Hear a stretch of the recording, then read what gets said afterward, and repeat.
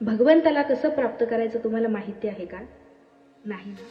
चला तर आज मी तुम्हाला सांगते भगवंताला कसं प्राप्त करायचं. एकदा काय होतं, एका गावाच्या किनारी एक नदी वाहत असते. त्या नदीच्या काठावरती पायऱ्यांच्या शेजारी कठड्यावरती एक धोबी कपडे धुवत असतो.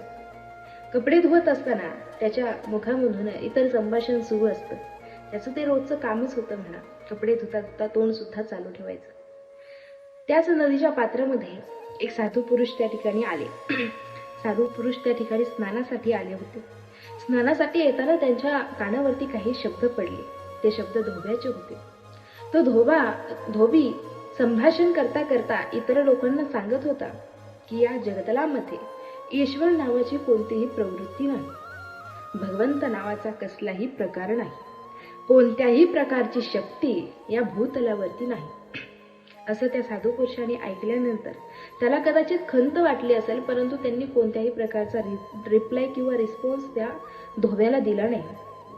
सरळ आपलं त्यांनी पात्रामध्ये उतरले, आंघोळ करू लागले आणि शेवटचं सूर्याला अर्घ्य देऊन ओल्या कपड्यांशी बाहेर आले. आपले जे काही सामान होतं ते गुंडाळलं, अंगावरती शेला पांघरला आणि धोब्याचं मात्र इकडे संभाषण सुरू होतं. तो साधू पुरुष थोडासा पुढे आला. धोब्याच्या बाजूला उभा राहून तो कसा म्हणतो, या जगामध्ये धोबी नावाची प्रवृत्ती नाही. या जगामध्ये कपडे धुण्यासाठी कोणत्याही प्रकारचं साबण नाही. या जगामध्ये कोणत्याही प्रकारची कपड्याची पावडर नाही किंवा कोणत्याही प्रकारची मशीन उपलब्ध नाही.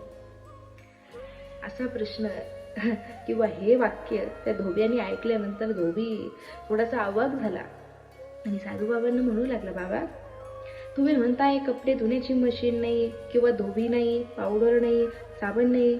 अहो इथं तुमच्या समोर उभा चालता फिरता धोबी उभा आहे ना. अहो एवढी कपडे धुतलेत, एवढे धुतोय, एवढे भिजत घातलेत आणि एवढे वाळायला घातलेत आणि धोबी म्हणतात धोबी नाही, असं कसं? तर तेव्हा ते साधू बाबा म्हणतात, अरे ऐक, तू म्हणतो किंवा तू स्वतःला धोबी म्हणून घेतोस ना, तर मग मला सांग, काठावरती पहिल्या पायरीवरती ते बाबा बसतात? हो, ते बाबा बसलेले आहेत. ते बाबा बसलेले आहेत, त्यांच्या अंगावरची कपडे कशी आहेत सांग बरं? हो, त्या बाबांच्या अंगावरची कपडे मळालेली आहेत. साधू बाबांनी पुन्हा एकदा प्रश्न विचारला, तू स्वतःला धोबी म्हणून घेतोस ना, मग मला सांग, काठावरती पहिल्या पायरीवरती बसलेले त्या बाबांचे कपडे मळालेले कसे? यावरती धोबी शांत झाला आणि एका मिनिटानंतर त्याने उत्तर दिलं, त्या काठावर बसलेले जे बाबा आहेत त्यांचे कपडे निश्चितपणे मळालेले आहेत, परंतु ते माझ्याकडे आले नाहीत ती कपडे धु म्हणून सांगण्यासाठी, किंवा त्यांनी मला कपडे धुण्यासाठी कोणत्याही प्रकारचा मोबदला दिला नाही, अर्थात पैसे दिले नाही की हे बघ, हे बाबा माझ्या अंगावरचे कपडे आणि ह्याचा हा मोबदला, हे मला धुवून दे. असं तो पुरुष मला म्हटलाच नाही. ते काठावरचे म्हातारे बाबा माझ्याकडे आलेच नाही कपडे धु म्हणून सांगण्यासाठी. मी बळच कशाला कपडे धु? ते साधू बाबांनी सुद्धा थोडासा विचार करून त्याला सांगितलं, अरे मला सुद्धा तुला तेच सांगायचंय.